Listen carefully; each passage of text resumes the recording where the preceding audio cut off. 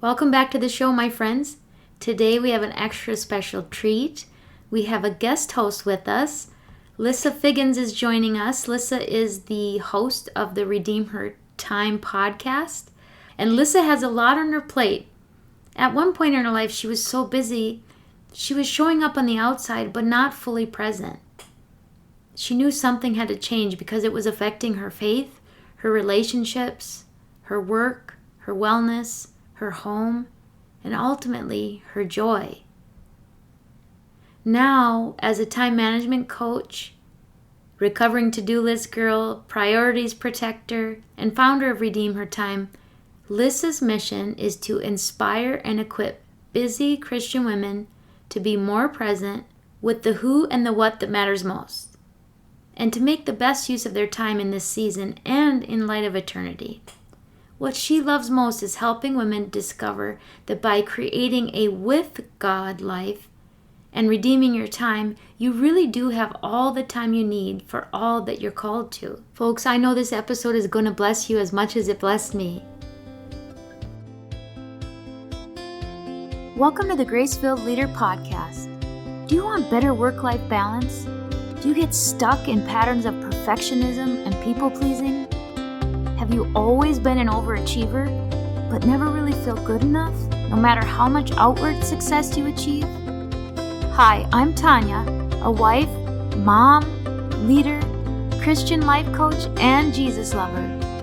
For most of my life, I tried to find worthiness through achievement, but no matter how hard I worked or how much I achieved, I never felt like I was enough. I was left burned out, empty, and exhausted. I had no time or energy for myself or my family. I needed balance.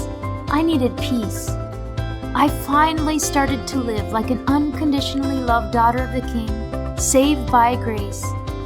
This faith-led podcast will teach you self-care routines and practical leadership strategies to help you navigate life and leadership. If you're ready to stop people-pleasing and start living and leading God's way, this podcast is for you.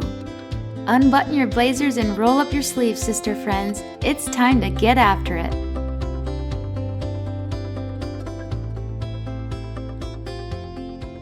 Hey, Lissa, welcome to the show. I'm so glad to have you here today.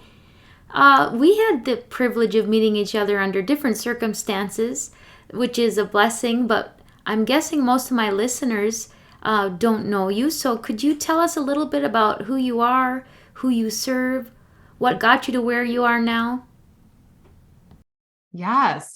So my name is Lissa, and I have a lot on my plate. I have been married to my husband for 27 years. He's also an Army veteran.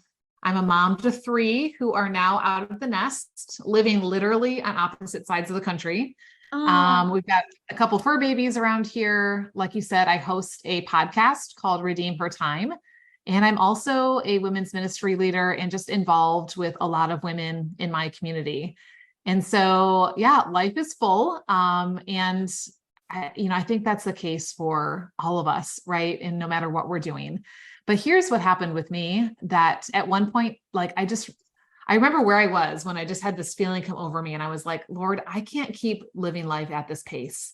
I knew that, I was dropping a lot of balls, and I was saying yes to all the things, which is why I was dropping a lot of balls, and nothing was getting done well or fully.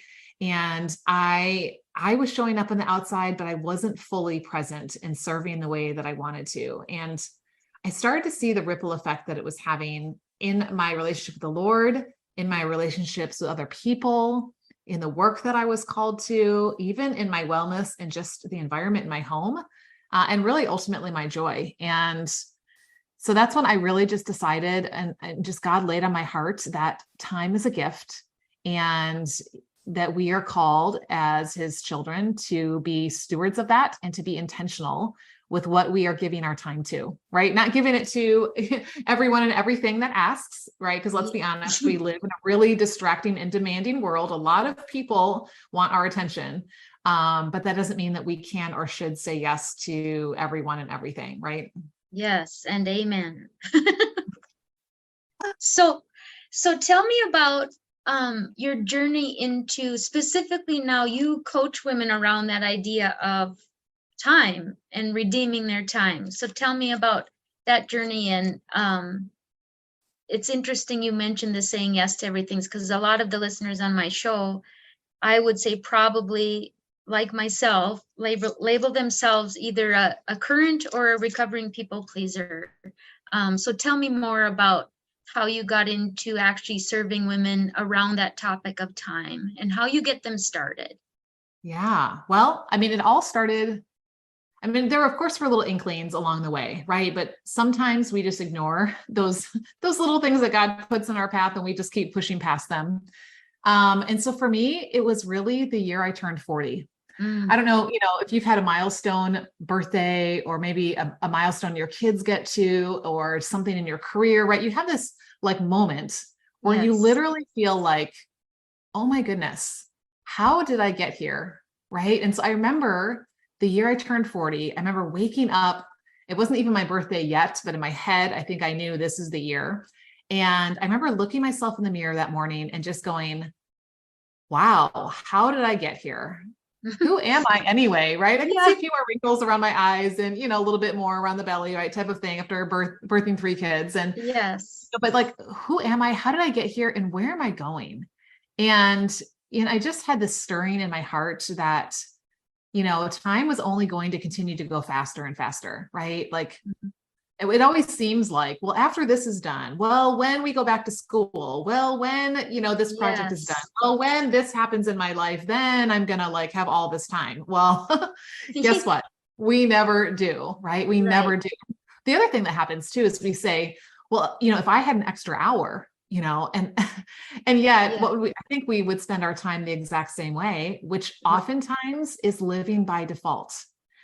Default living is where I'm just going with the flow. I'm just reacting to whoever and whatever comes my way. And it doesn't necessarily mean that that's, they're bad things that are happening. Sometimes they can be negative things. Sometimes it can be just, the people in our lives and the things that are happening in our life. But when we're in default mode, we're just going wherever the wind blows. It would be like going on a road trip without any kind of a plan or a destination in mind. And I'm just going to hop in the car and start driving. Like that joyride feels really fun in the moment, but eventually you get to the point where you're running out of gas, right? Or like you're hungry, you have no food, and you're like, why am I in the middle of a cornfield? Well, hello, you were just going, whichever way you felt like turning when you came to that next intersection. And that's how we often like use our time. And then, a milestone like 40 comes along, and now I've hit 50.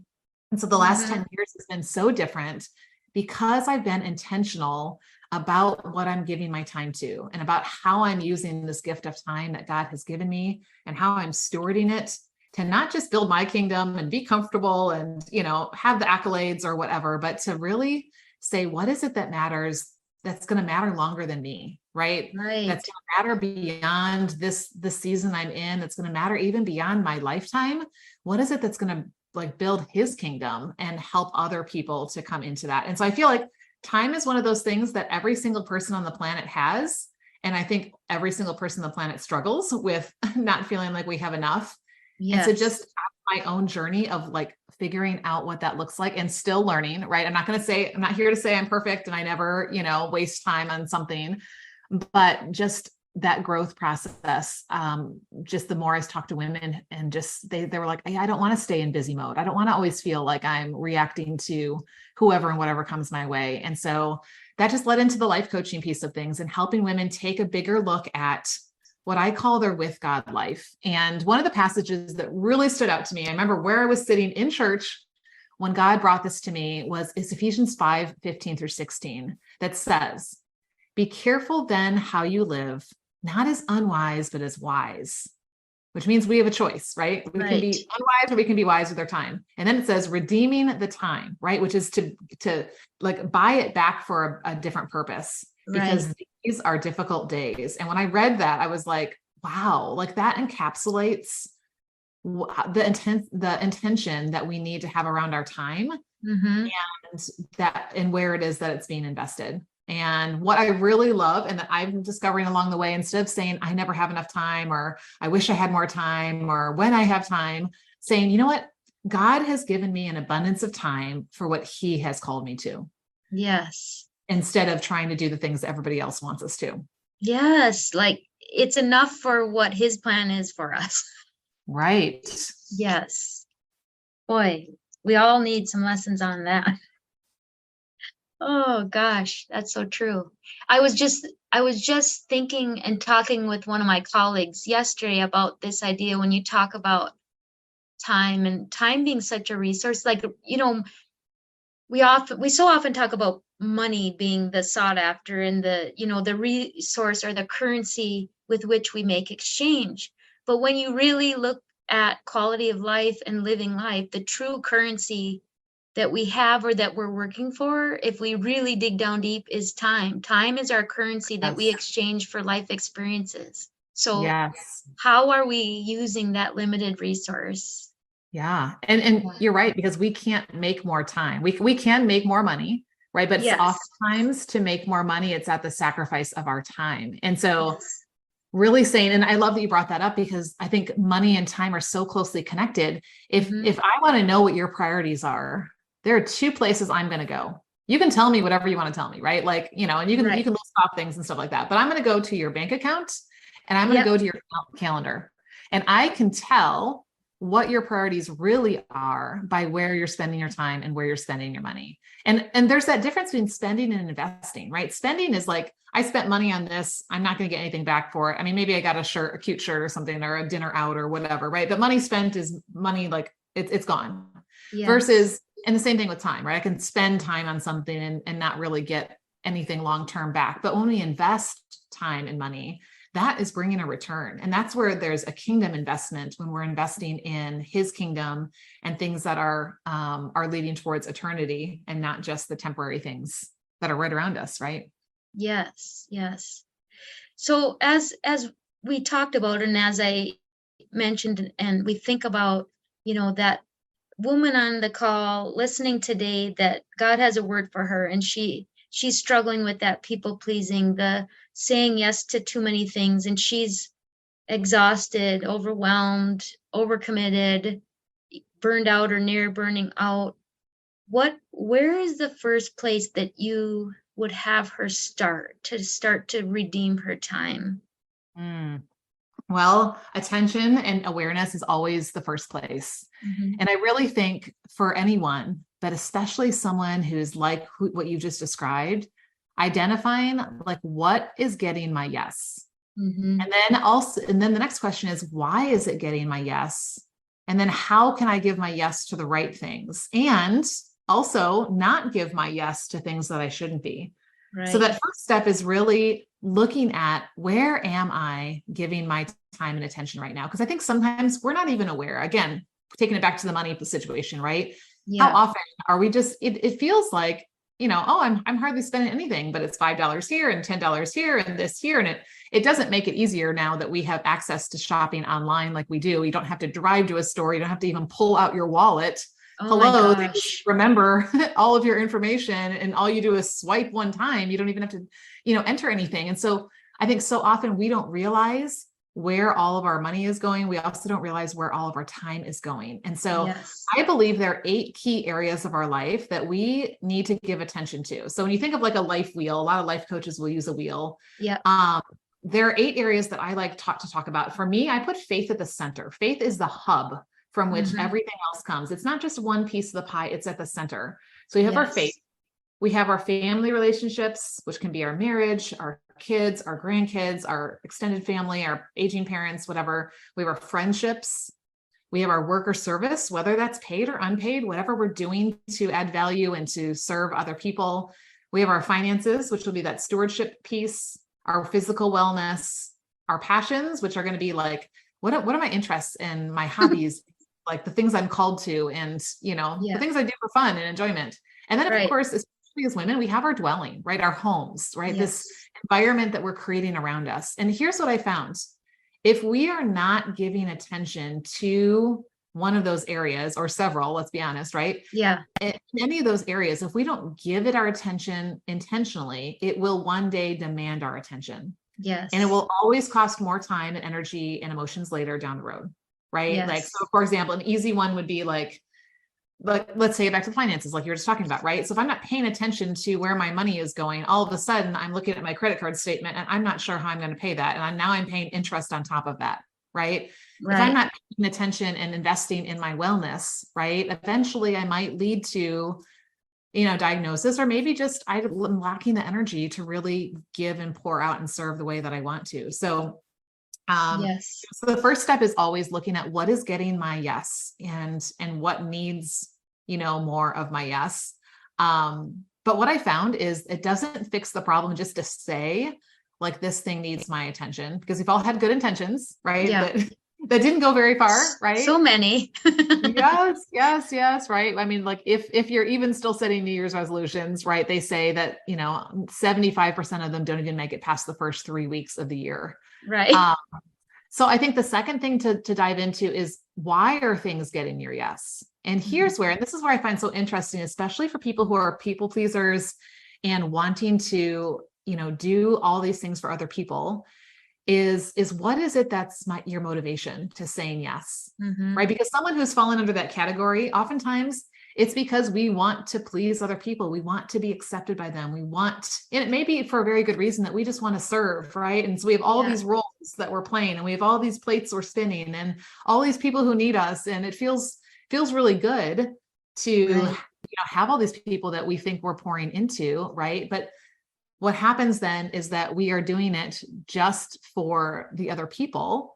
And then oftentimes we put ourselves on the back burner, right? Because we're distracted by their opinions, their desires, their needs, their whatever. And all at the same time, those other areas of our life and what God has called us to might not be getting that attention, getting that time, getting that investment that they need. And then, like any vehicle that's wheels are starting to break down, we're going to start seeing and feeling the effect in what it is that we're doing. And I think what happens too is we often at times put ourselves in the back burner. Is that something you find true for you and the women that you work with?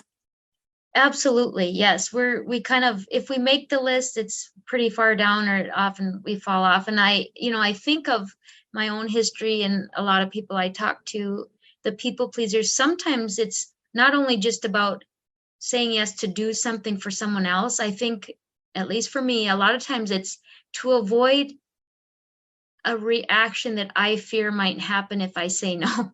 You know what I'm saying? Like, Sure. It's that, what discomfort will I have to sit with because of my own guilt that might come if I say no and that person gets upset that I've said no, because the not having had a history of boundary setting or whatever. I think sometimes it's that fear of what reaction you may or may not get by saying no. And then you end up wasting a lot of time and energy on the what ifs, right? Because you don't know for sure that that's what's going to happen. Right. And even if it does, like, life is going to go on, right? But in the meantime, what we do, we get inside of our own heads and we waste all this time, all this energy, all this effort towards trying to make something happen or not happen that hasn't even happened yet. And so I think for people who really tend to do things because of external expectations. Yes. So I'm working on a program right now where I'm looking at some different, like, how do what gets us off the couch and what keeps us going, right? So, like, think about your kids, right? Like, there are some kids that you just tell them this is what needs to be done, and they're like, okay, mom, and they're up off the couch and they're doing it even without you reminding them or following up with them or whatever, right? Yes. You've got some kids who you tell them to do this and they get off the couch because they want to please you, right? And they don't want, like you said, they don't want that negative reaction from mom. So they are going to do it because they want to make you happy, and they think, life is going to go better if they're making you happy, which, yes, that may be true, right? Then you've got that person who says, I'm only going to do this if this makes sense to me, right? Right. Like, I can think of the times, like, I can think of one of my children who is very much that way, where, like, no, I'm not moving off the couch unless, or until I, really think like, yep, okay, this makes sense. Now is the time, or this, I see the reason why, or whatever. Right. Then you've got those kids who are like, just because you asked, are not going to do it regardless. Right. And they're just going to ignore you. Right. And so I think there's something to knowing yourself. You can know your kids, right? As a leader, you can know the people you're leading, but I think there's something to knowing yourself. What is it that moves me? What is it that gets me off my proverbial couch, right? Not literally off the couch, but what is it that, is going to get me moving towards something? And what is going to keep me going towards it over the long haul, right? Do I need to have people around me? Is that going to help? Do I need to have a really strong why behind it? Do I need to have it really tied to, something that's deep inside of me? And so when we understand those things, then we can make sure it's not necessarily right or wrong. I mean, obviously with our kids at some point, we may have just an obedience issue, but sometimes it's a knowing ourselves and what it is that, why am I saying yes to this? So if you find you're saying yes to things just because other people are asking and you don't want to let them down, or you're fearing what the consequence or result might be if you do, then pay attention, right? And get some accountability. This is why I love a podcast like this, right? Because you get other people around you who, number one, are going to speak truth into your heart and life and remind you of what's true, because we get off believing the stories we make up in our heads. Yes. And they're also going to encourage you to not put yourself in the back burner, right? To fill up before you pour out. Right. Because here's what I find, especially for us as women, especially for those of us who are people pleasers, we want to give all day long. Mm-hmm. Now, if you were to come to my house, it's really hot outside right now. If you were to come to my house and you were really thirsty, and I was like, oh my goodness, I want to quench your thirst, right? And so I go and I grab my pitcher and I come out on the porch and you've got your cup, extended out, and I go to pour my pitcher and nothing comes out, right? Like I cannot pour from an empty cup. Right. And yet so often we excuse filling ourselves up as being something that's selfish. And yet in that situation, it was actually selfish for me not to take the time to fill up my pitcher so that I could pour into your cup. And so I want to give your listeners permission, right, to fill yourself up before you give out. Because either you're not going to have anything to give, or you're going to be like I was half here, half there, whatever, like nobody was really getting the best of me. And that really wasn't serving them well either. Right. And eventually it led to me feeling burned out and exhausted and all of that as well. Yes. Oh, so good. So if I may ask one more question to help our listeners. So let's say we have the, people pleaser who's working on setting boundaries, and she's identified some things she needs to say no to, but still she struggles with, she doesn't want to let people down, or she feels guilty doing that. Do you have some suggestions of how to say no with grace and in a way that will help her not feel so guilty about saying no? Oh, wow. Yes. And yet I think we're always, that's always something that's probably going to be in the back of our minds, because of our tendencies and things like that. But I read a book several years ago called The Best Yes by Lissa Figgins. Yeah. Which is great for people pleasers if you haven't read it yet. And she's talking about how to give your best time and attention to what matters most and what you are called to. And I remember, like, my sister-in-law must have read this book before me, because I remember I reached out to her one time and I was asking for a couple of hours of her time to help me with a project. And her response to me was, I'm sorry, right now, that's not my best yes. And I remember feeling this like upsetness, like rise up. And at first I wanted to what do you mean? This is only a couple of hours. It would mean so much to me, whatever. Right. But then when I thought about it, I really respected her. And I was like, oh, well, yeah, because I wouldn't want her to give me just a half yes. Like that wasn't going to help me if she was half-heartedly doing it and not really, fully present to be able to help with this. And it really just helped me to respect the fact that she just knew what those boundaries were and where her time needed to be going. So as I've worked with women, especially women who are people pleasers, and, looking at that, I want us to have permission to be able to say, like, yes, this is my best yes, or right now, this is not my best yes. And there are a couple of different things I help women think through. I call them the 4 Ds. The first one are just the things, not everything always matters, right? Especially if it's a request coming in from someone else, right? Yes. So sometimes there are things that really just don't matter. They're not yours to pick up. It's not what God's called you to, right? For example, I've been asked to help with this thing at church. And, the part of me that, wants to people please is like, oh, but I could, Yes. Right now, I know that's not what I'm called to. And so I know I just need to take that off my plate. And so I can respond with something like, thanks for thinking of me, but this is not a best yes for me because my time and attention is focused somewhere else.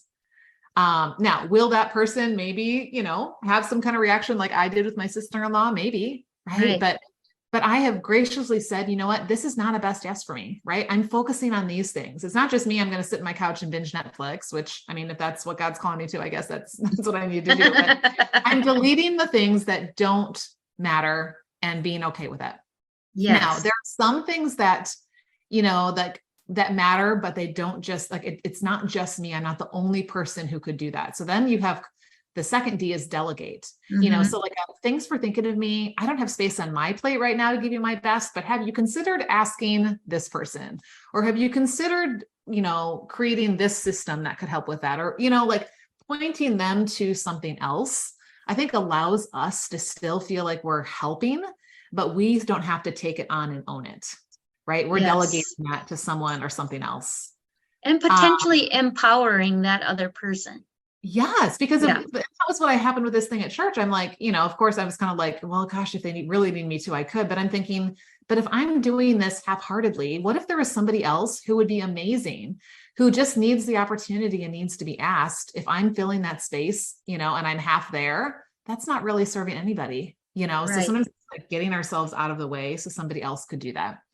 And then the last one is that it does matter, but not everything matters at the same time. And sometimes we have to delay things, which is different. I always say this, delay is different than procrastinate.